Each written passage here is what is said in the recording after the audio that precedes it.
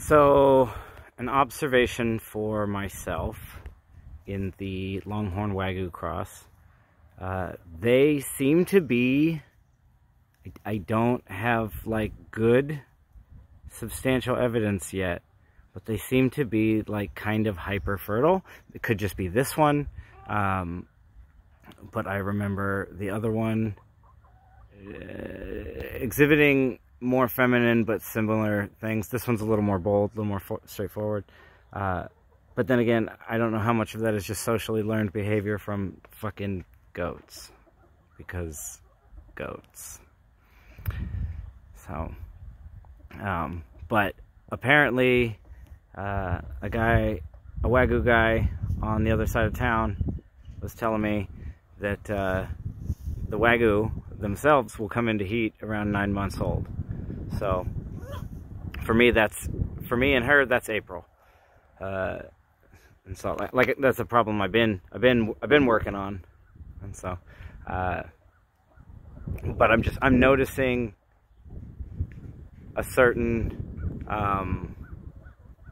propensity and a lot of signs early on with these F1s. So that may be of note to others out there.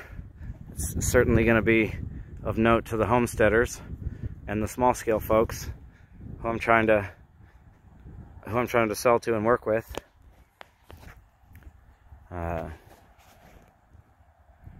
Because if she fills out the way I think she's going to, like, those two factors could really come in handy, because that's a real time machine.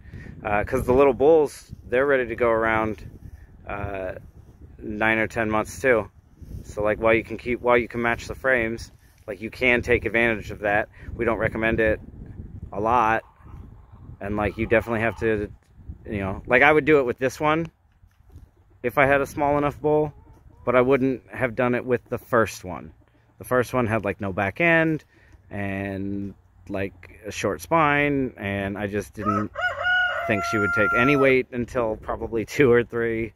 But this one on the other hand, that classic Wagyu square body and everything else, I felt that structurally she was sound. And then so now the hormone match, it's very interesting.